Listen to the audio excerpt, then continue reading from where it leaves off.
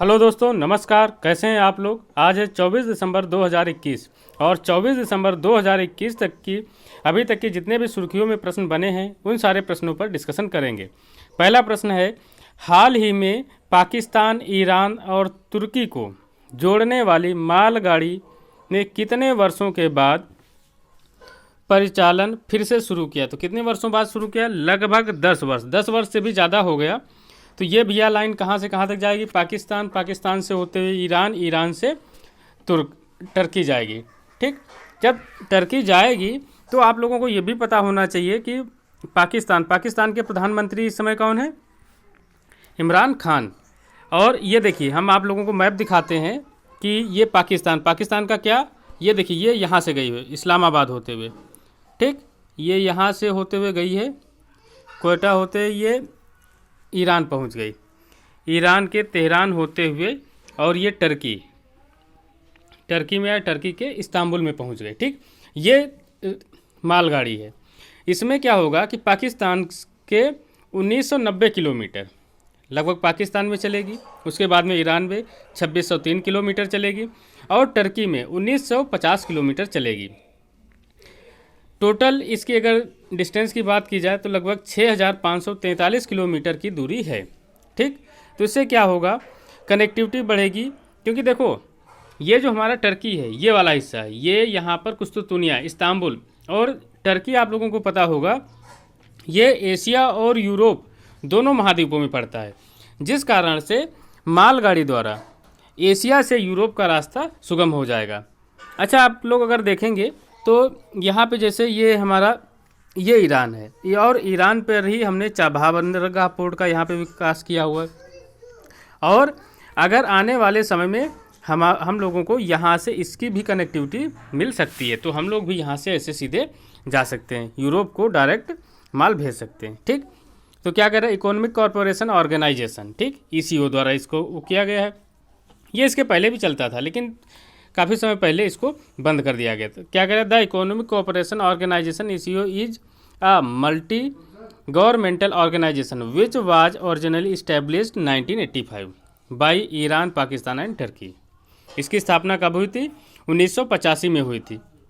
And Turkey to allow socio economic development of the first member state. और सबसे पहले इसको परमिशन किसने दी थी? टर्की ने दी थी। To allow the socio economic development of the first membership state. Okay, तो उसके बाद में अगला प्रश्न हमारा ये है कि हाल ही में किस देश में एक फील्ड स्टेशन के आसपास बर्फ में एक नीली चमक देखी गई? तो ये भैया कहाँ देखी गई है? रूस में देखी गई है। रूस की राजधानी, अगर ये देखिए, ये आप लोगों को ये बर्फ है, ये देखिए यहाँ पर नीली नीली सी लाइट आइस में दिख रही है, इसी के बारे में बताया गया है। ठीक, ये देखिए, आप लोग ध्यान से देखेंगे तो ये देखिए, कहीं कहीं पर ये देखिए, ये आपको लोगों को दिख रही होगी, नीली नीली लाइट आइस से निकलती हुई दिखाई दे रही है। ठीक, अगर हम लोग इसकी बात करें तो ये देखिए, अब आप लोगों को और भी क्या करें, snow is seen glowing in Russia after tiny bioluminescent animals wash ashore from the White Sea. ठीक, ये सारी चीज़ें लिखी हुई, ये देखिए, इस तरीके की चीज़ें दिखाई दे रही हैं। उसके बाद में हमारा अगला प्रश्न हमारा है, कह रहा है कि हाल ही में कौन सी मुद्रा एशिया की सबसे खराब प्रदर्शन करने वाली मुद्रा के रूप में एक उथल पुथल वाले वर्ष को समाप्त करने के लिए तैयार है, जिसमें विदेशी फंड देश के स्टॉक से भाग रहे हैं? तो कौन सा है भैया? भारतीय रुपया। भारतीय रुपये में काफ़ी उथल पुथल इस समय देखी जा रही है, इसलिए निवेशक जो हैं भारत से भाग रहे हैं। क्या कह रहा है, अब देखिए यहाँ पे लिखा हुआ है, कई समाचार पत्रों के माध्यम से देखिए, India rupee to end year as Asia's worst performing currency. The Hindu की है। द प्रिंट क्या लिखता है, the rupee set to be वोट्स Asia currency after global fund shun India. ठीक, इसका मतलब अनेक समाचार पत्रों में इसके बारे में दिया गया है कि इसकी जो मुद्रा है काफ़ी ज़्यादा वो होती जा रही है, और इस समय जो करंट रेट है रुपए का, कितना 75.46 रुपये $1 के बराबर है। ठीक, उसके बाद में आगे हम लोग देखते हैं। अब देखिए इसके अच्छा, जब किसी भी मुद्रा का डिवैल्यूएशन होता है उसका असर क्या पड़ता है, क्या कह रहा है, impact of depreciation of Indian rupee. जब कभी भी रुपए में गिरावट होती है, क्या कह रहा है, डिप्रिसिएशन इन रूपी is a double edged sword for the reserve bank of India. इससे दिक्कतें क्या होती हैं, देखो जब कभी भी मुद्रा की रेट गिरती है, भारतीय रुपया गिरता है, तो क्या होता है कि इससे एक्सपोर्ट बढ़ते हैं हमारे। क्या कह रहा है, वाइल अ वीकर करेंसी में support export एमिड a nascent economic recovery from the pandemic. क्या होता है, इससे हमारे एक्सपोर्ट निर्यात बढ़ जाते हैं। क्यों? क्योंकि देखो डॉलर में जैसे कोई भी चीज़ हमारे यहाँ से ले रहा है, जैसे मान लिया अभी 60 है, ठीक, मान लिया 75 है, तो अगर यहाँ पर इंडिया में अगर पानी की बोतल अगर वो डॉलर वाला व्यक्ति खरीदता है, 3 बोतलें मिल रही थी, अब वही रुपया गिरकर 100 हो गया, मतलब $1 की कीमत 100 रुपये हो गई, तो वो एक ही डॉलर में 4 बोतलें खरीदने लगे, तो यहाँ से वो मान लो ज़्यादा खरीदने लगे, इससे एक्सपोर्ट बढ़ेंगे, ठीक। लेकिन इससे निगेटिव क्या है, रिस्क क्या है, इससे क्या होगा कि इंपोर्ट भी तो महंगे हो जाएंगे। जैसे हमारा क्रूड ऑयल आता है, क्रूड ऑयल जब आता है तो जब हमारे रुपए की वैल्यू कम होगी तो क्रूड ऑयल हमको और भी महंगा पड़ेगा। तो क्या कर रहा है, इट पोजेज, ये देखिए रिस्क में क्या क्या दिया गया, it poses risk of imported inflation, import पे असर पड़ेगा, मतलब आयात पे असर पड़ेगा, and may make it difficult for the central bank to maintain interest rate at a record low for longer. तो मतलब केंद्रीय बैंक के लिए मिनिमम बैंक रेट भी निर्धारित, इंटरेस्ट रेट भी करना मुश्किल पड़ जाता है, ठीक। तो ये सारी चीज़ें आप लोगों को याद रखनी है। उसके बाद में हमारा अगला प्रश्न, अगला है, केंद्र सरकार ने स्पष्ट किया है कि किस राज्य को विशेष राज्य का दर्जा देने का कोई विचार नहीं है। किसको किया है भैया, आंध्र प्रदेश को। आंध्र प्रदेश की अगर बात करें तो आंध्र प्रदेश में किसकी सरकार है, जगन मोहन रेड्डी की सरकार है, और आंध्र प्रदेश इसे 2 जून 2014 को कौन सा राज्य अलग हुआ था, तेलंगाना राज्य अलग हुआ था। आंध्र प्रदेश की राजधानी क्या है, अमरावती है, ठीक। तो इसको इन्होंने मांग की हुई है कि आंध्र प्रदेश को स्पेशल राइट दिए जाएं, स्पेशल स्टेटस एपीज राइट, ठीक। आंध्र प्रदेश को विशेष राज्य का दर्जा दिया जाए, लेकिन केंद्र सरकार ने इसके लिए मना कर दिया है कि हम स्पेशल दर्जा नहीं दे सकते। देखो स्पेशल दर्जे की बात करें तो ऑलरेडी मतलब बहुत सारे स्टेटों को स्पेशल दर्जे दिए गए हैं, चाहे जम्मू कश्मीर हो जाए, हिमाचल प्रदेश हो जाए, उत्तराखंड हो जाए, सिक्किम है, अरुणाचल प्रदेश है, असम है, मतलब पूर्वोत्तर के सारे राज्यों को लगभग स्पेशल स्टेटस दिया गया है। अच्छा, स्पेशल स्टेटस देने से फ़ायदा क्या होता है, इससे क्या होता है, केंद्र सरकार द्वारा उस प्रदेश को ज़्यादा सहायता मिलने लगती है, ठीक। इससे उस स्टेट का विकास तेज़ी से होता है, लेकिन इससे केंद्र सरकार की पकड़ वहाँ पे कमज़ोर होती है, केंद्र सरकार को कम वहाँ से राजस्व प्राप्त होता है। क्या कह रहा है, did the Andhra Pradesh recognise act 2014 have provisions for special category status to Andhra Pradesh, ठीक। तो लिखा हुआ है, साफ साफ लिखा, no such mention the act under which the state of Andhra Pradesh was bifurcated in 2014 does not mention special category, कि मतलब इन्होंने साफ साफ कहा है कि इसके लिए ऐसा कुछ भी नहीं है। उसके बाद में हमारा अगला प्रश्न है, अगला प्रश्न क्या कह रहा है कि 40 दिनों की सबसे कठोर सर्दियों में से एक, जिसे चिल्लई कला कहा जाता है, कहाँ शुरू हो रही, तो भैया कहाँ शुरू हो रही, कश्मीर में शुरू हो रही। देखिए चिल्लई कला जो है ये 40 दिन की होती, 40 दिन की होती है, इसका मतलब ये है भैया 21 दिसंबर से ये स्टार्ट हो चुकी है। ये देखिए सभी जगहों पे बर्फ़ ही बर्फ़, जैसे गाड़ियां हैं, घरों हैं, सब जगह पर बर्फ़ ही बर्फ़ पड़ी हुई है। तो इससे क्या होता है, ये देखिए क्या कह रहा है, चिल्लई, कश्मीर में चिल्लई कला शुरू, रात का तापमान बढ़ा। अबाउट चिल्लई कला क्या कह रहा है, even after Chillai Kalan ends the cold wave, however continues even after that, therefore Chillai Kalan is followed as by a 20 days long period called Chillai Khurd, Chillai Khurd के बाद में आएगा, ठीक। अच्छा, इसका है क्या, ये 31 जनवरी तक के लिए रहेगा, 31 जनवरी तक ये आपकी क्या रहती है, चिल्लई कला। चिल्लई कला के बाद में और 19 फरवरी, 1 मिनट इसको आगे देखते हैं, ठीक, 21 दिसंबर से 31 जनवरी तक चिल्लई कला होगी। इस अवधि में पहाड़ों के हफ्तों तक बर्फ से ढके रहने के साथ यहाँ शीतलहर चरम पर होती है। ठीक, प्रसिद्ध डल झील भी वर्ष के जनवरी के अंत तक ये जमने लगती है। ऐसा कहा जाता है कि इस अवधि में बर्फ अधिक समय तक रहने से कश्मीर की नदियाँ और झीलें पुनः भर जाती हैं। अच्छा, चिल्लई कला के बाद 20 दिन का चिल्लई खुर्द आता है और फिर 10 दिन का चिल्लई बच्चा आता है। ये सारी चीज़ें आप लोग याद रखिएगा, चिल्लई कला, चिल्लई खुर्द और चिल्लई बच्चा। ठीक, ये सारी चीज़ें आप लोगों को याद रखनी है।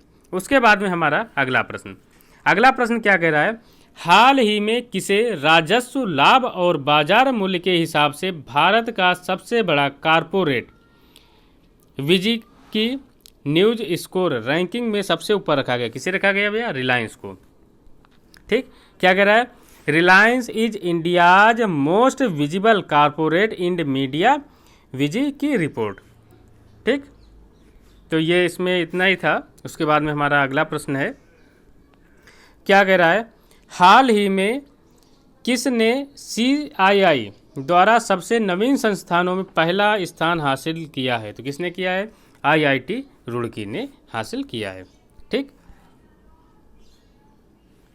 उसके बाद में हमारा अगला प्रश्न कह रहा है, हाल ही में पेटा इंडिया द्वारा किस अभिनेत्री को अक्षय कुमार के साथ वर्ष 2021 के सबसे खूबसूरत शाकाहारी बताया गया है? तो कौन है? भूमि पेडनेकर। ठीक, तो पेटा इंडिया इसका मतलब एनिमल्स आर नॉट अवर्स। ठीक, ये इनका वो होता है। Akshay Kumar and Bhumi Pednekar are the PETA India's 2021 most beautiful vegetarian, शुद्ध शाकाहारी ये लोग हैं। ठीक, उसके बाद में हमारा अगला प्रश्न क्या कह रहा है, हाल ही में भारत को किस एजेंसी द्वारा डोप उल्लंघनकर्ताओं की सूची में 3rd स्थान पर रखा गया? तो किसने भैया रखा हुआ है? वाडा ने। अच्छा, प्रथम स्थान पर कौन रहा है? तो प्रथम स्थान पर रहा है हमारा रसिया। कौन रहा है? वाडा के अनुसार कि मतलब जो सबसे ज़्यादा उसको यूज करता है वो क्या है? RUSSIA, रसिया प्रथम स्थान पर रहा है। और 3rd स्थान पर कौन रहा है? और सेकेंड पे अच्छा कौन रहा है? इटली। क्या? इटली। ठीक, सेकेंड स्थान पर इटली रहा है, 3rd पर हमारा इंडिया रहा है। क्योंकि यहाँ पर इन लोगों ने ये आरोप लगाया है कि सबसे ज़्यादा जो डोपिंग जो दवाइयाँ ली जाती हैं वो नंबर 1 पे रसिया में ली जाती हैं और नंबर 2 पे कहाँ पे ली जाती हैं? इटली में। नंबर 3 पे भारतीय लोग लेते हैं। ठीक, अच्छा, ये जब इसकी बात आती है तो इसके बारे में भी कुछ चीज़ें हम लोग जान लेते हैं। अच्छा, ये मतलब डोपिंग के लिए भारतीय एजेंसी कौन सी है? हमें भारतीय एजेंसी का भी नाम पता होना चाहिए। तो भारतीय एजेंसी क्या है? वाडा, नहीं नाडा। अच्छा, नाडा के ब्रांड एम्बेसडर कौन है? सुनील शेट्टी हैं। अच्छा, जब हमको इन चीज़ों की बात आती है तो कुछ और भी प्रश्न हम लोग देख लेते हैं। अच्छा, 94वें अकादमी पुरस्कारों की भारत की ओर से भारतीय फिल्म किसको मतलब भेजा गया ऑस्कर के लिए? कुंझागल को। अच्छा, 93वें जो अकादमी पुरस्कार थे उसमें किसको भेजा गया था? जल्लीकट्टू को भेजा गया था। अच्छा, 93वें जो राष्ट्रीय अकादमी फिल्म पुरस्कार थे उसमें सर्वश्रेष्ठ फिल्म कौन सी घोषित? नोमैडलैंड। ठीक, सर्वश्रेष्ठ फिल्म थी। ये चीज़ें भी आप लोगों को याद रखनी हैं।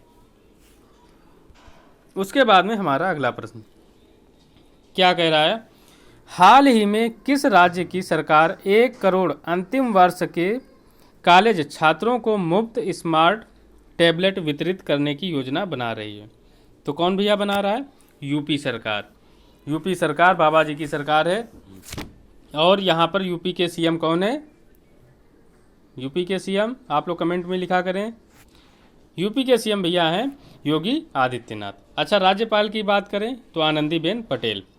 अच्छा, अभी आप लोगों को जब यूपी के बारे में ही आ रहा है तो TX2 अवार्ड किसने जीता है? पीलीभीत टाइगर रिजर्व को TX2 अवार्ड मिला है। किसको भैया मिला है? हमने बोला TX2, ये भैया एक अवार्ड होता है, ये मिला है पीलीभीत। किसको? पीलीभीत टाइगर रिजर्व को। ठीक, क्यों? क्योंकि इन्होंने एक निश्चित समय में टाइगरों की संख्या को यहाँ पर डबल कर दिया है। अच्छा, यूपी की बात अगर चल रही है तो यूपी की राजधानी क्या है? लखनऊ है। अच्छा, यूपी में अभी एक एक्सप्रेसवे का उद्घाटन किया गया है, गंगा एक्सप्रेसवे। हमने क्या बोला? गंगा एक्सप्रेसवे। ठीक, ये जो भैया गंगा एक्सप्रेसवे है, कहाँ से पीएम मोदी ने उद्घाटन किया? तो कहाँ से किया है? शाहजहांपुर से। शाहजहांपुर से। ठीक, थोड़ा लिखने में वो रहता है तो थोड़ा इस चीज़ों का समझ लीजिएगा। शाहजहांपुर से गंगा एक्सप्रेसवे का उद्घाटन किया गया है। अच्छा, ताजमहल भी हमारा कहाँ है? यूपी, आगरा में है। ठीक, ये सारी चीज़ें भी आप लोगों को याद रखनी है। अच्छा, इसी में एक प्रश्न और हम लोग देख लेते हैं। जब यूपी की बात चल रही है, विश्वकर्मा वाटिका कहाँ स्थापित की गई है? विश्वकर्मा वाटिका रामपुर में स्थापित की गई। कहाँ पे स्थापित की गई भैया? रामपुर। ठीक, रामपुर कहाँ है? यूपी में है। ये भी आप लोगों को याद रखना है। अच्छा, एक और, रोपवे सेवाओं का उपयोग करने वाला पहला शहर कौन सा बना है? तो कौन सा भैया बना है? वाराणसी। वाराणसी। ठीक, रोपवे सेवा शुरू करने वाला पहला शहर कौन सा है? वाराणसी। ये भी आप लोगों को याद रखना है।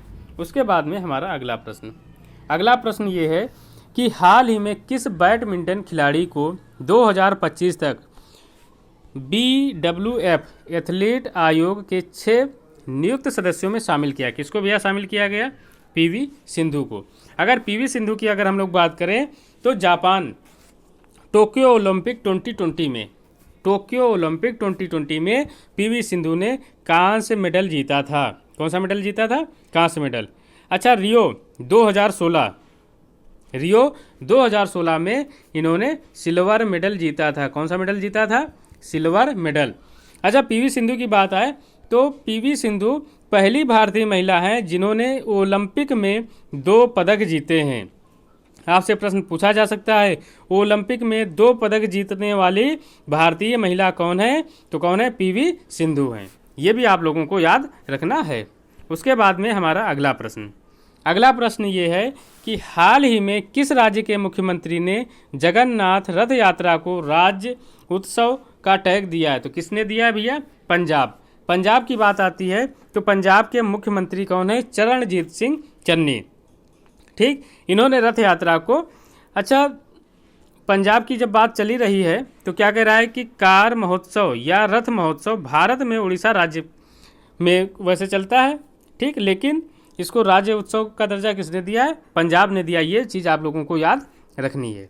उसके अलावा क्या है कि पंजाब की जब बात होती है तो पंजाब में है एक अमृतसर, और आप लोगों को पता होगा स्वर्ण मंदिर कहाँ पर है? अमृतसर में है। जब स्वर्ण मंदिर अमृतसर में है तो आप लोगों को ये भी पता होना चाहिए जलियांवाला बाग हत्याकांड 23 अप्रैल 1919 को कहाँ पर हुआ था? ये भी आपका अमृतसर में ही हुआ था। उसके बाद में अगला प्रश्न हमारा है राष्ट्रीय गणित दिवस किस तिथि को मनाया गया? तो किस तिथि को मनाया गया भैया? 22 दिसंबर को मनाया गया। अच्छा, राष्ट्रीय गणित दिवस की बात अगर आती है तो किसके जन्म दिवस पर मनाया जाता है? तो रामानुजम के जन्म दिवस पर राष्ट्रीय गणित दिवस मनाया जाता है। ये कब से मनाया जा रहा है? 2012 से मनाया जा रहा है। उसके बाद में, अच्छा, रामानुजम अवार्ड किसने जीता है? हमने पूछा रामानुजम अवार्ड किसने जीता है? तो किसने जीता भैया? नीना गुप्ता। किसने? नीना गुप्ता ने जीता हुआ है। ठीक, ये भी आप लोगों को याद रखना है। उसके बाद में अच्छा, कुछ दिवस की बात आती है तो कुछ दिवस पर भी हम लोग वर्क कर लेते हैं ताकि आप लोगों को ये भी याद रहे। अच्छा, राष्ट्रीय मतदाता दिवस कब मनाया जाता है? 25 जनवरी को। ठीक, क्योंकि 25 जनवरी को ही चुनाव आयोग की स्थापना की गई थी। अच्छा, विश्व आर्द्र भूमि दिवस कब मनाया जाता है? विश्व आर्द्र भूमि दिवस 2 फरवरी को मनाया जाता है। ये भैया 1971 से मनाया जा रहा है। कन्वेंशन कहाँ हुआ था? ईरान में एक शहर है रामसर साइट, वहाँ से। अच्छा, भारत में कुल कितनी विश्व आर्द्र भूमि है? तो 47 हैं। अच्छा, उसके बाद में विश्व कैंसर दिवस कब मनाया जाता है? 4 फरवरी को। अच्छा, कैंसर के अध्ययन को कहते क्या है? ऑन्कोलॉजी। क्या कहते हैं? ऑनकोलॉजी इसको बोलते हैं। ठीक, उसके बाद में हमारा अगला प्रश्न, राष्ट्रीय महिला दिवस कब मनाया जाता है? 13 फरवरी को। अच्छा, ये जो राष्ट्रीय महिला दिवस 13 फरवरी को मनाया जाता है, किसके जन्म दिवस पर मनाया जाता है? सरोजिनी नायडू के जन्म दिवस पर मनाया जाता है। अच्छा, सरोजिनी नायडू की बात आती है तो प्रथम गवर्नर राज्यपाल कौन थी? सरोजिनी नायडू थी। अच्छा, सरोजिनी नायडू ने कांग्रेस की अध्यक्षता की थी। कांग्रेस की अध्यक्षता कब की थी? सन 1925 में कानपुर अधिवेशन में कांग्रेस की अध्यक्षता की थी। अच्छा, एक और प्रश्न, विश्व वन्य जीव दिवस कब मनाया जाता है? विश्व वन्य जीव दिवस 3 मार्च को मनाया जाता है। विश्व उपभोक्ता अधिकार दिवस कब मनाया जाता है? 15 मार्च को मनाया जाता है। अच्छा, विश्व जल दिवस कब मनाया जाता है? 22 मार्च को मनाया जाता है। ये देखिए कुछ इंपॉर्टेंट डेज होते हैं जो बीच बीच में हम रिवीजन किया करते हैं, इनको आप लोग ध्यान रखिए, और जैसे ये आप लोगों के लिए हो जाते हैं तो आप लोग समय समय पर वीडियो को रिपीट करके देखते रहिए, तो आप लोगों के लिए फायदेमंद रहेगा। उसके बाद में हमारा अगला प्रश्न भैया कह रहा है, किस राज्य सरकार ने ट्रांसजेंडरों को पुलिस में 1% आरक्षण देने की घोषणा की? तो किसको ने भैया की है? कर्नाटक ने। कर्नाटक ने कहा है कि हम पुलिस में डिपार्टमेंट में, जितना भी पुलिस डिपार्टमेंट होगा उसमें 1% ट्रांसजेंडर को भी पुलिस में भर्ती का मौका देंगे। अच्छा, जब कर्नाटक की बात आती, कर्नाटक के राज्यपाल कौन है? थावर चंद गहलोत। उसके अलावा अगर हम लोग बात करें कि बंदीपुर, नागरहोल, बन्नेघट्टा राष्ट्रीय पार्क कहाँ पर है? ये आपके कर्नाटक में, ये भी आप लोगों को याद रखना है। उसके बाद में हमारा अगला प्रश्न ये है कि हाल ही में किस राज्य के मुख्यमंत्री ने वायु स्वास्थ्य सेवा शुरू की है? तो किसने शुरू की है? उड़ीसा। उड़ीसा के भैया मुख्यमंत्री कौन है? नवीन पटनायक। नवीन पटनायक जी ने शुरू की है। अच्छा, नवीन पटनायक ने ये इसलिए शुरू की है ताकि ग्रामीण इलाकों में टेलीमेडिसिन को बढ़ावा दिया जा सके। अच्छा, जब उड़ीसा की बात आती है तो आप लोगों को पता होगा कि सबसे युवा सांसद 17वीं लोकसभा में सबसे युवा सांसद कौन थी? चंद्राणी मुर्मू। ठीक। अच्छा, जब इसकी बात आती है, ये सांसद थी कहाँ से? क्योंझर से थी। अच्छा, चलो ठीक है। अच्छा, यहाँ की जो शास्त्रीय भाषा क्या है? उड़िया है। ठीक, उड़ीसा की उड़िया। उसके बाद में हमारा कुछ महत्वपूर्ण जानकारी, जैसे किसान दिवस भैया कब मनाया जाता है? 23 दिसंबर को किसान दिवस मनाया जाता है। अच्छा, 24 दिसंबर को नेशनल कंज्यूमर राइट्स डे, राष्ट्रीय उपभोक्ता अधिकार दिवस, ये आपका 24 दिसंबर को। अच्छा, ये जो किसान दिवस है किसकी याद में मनाया जाता है? चौधरी चरण सिंह का जन्मदिन दिवस होता है 23 दिसंबर को, इसलिए किसान दिवस मनाया जाता है। अच्छा, चौधरी चरण सिंह की जो समाधि स्थल है उसको किस नाम से जाना जाता है? किसान घाट के नाम से जाना जाता है। ठीक, ये भी आप लोगों को याद होना चाहिए। उसके बाद में हमारा लास्ट है, क्या कह रहे हैं? Anupam Kher autobiography, lesson life टाट मी अननोइंगली। ठीक, अनुपम खेर की ऑटोबायोग्राफी है, किताब का नाम क्या है? लेसन लाइफ टाट मी अननोइंगली। तो दोस्तों, आज का हमारा वीडियो कैसा रहा उस पर आप लोग अपनी राय जरूर दें, और अगर हमारा वीडियो पसंद आता है तो उसको लाइक, कमेंट और शेयर जरूर करें। Okay, thank you.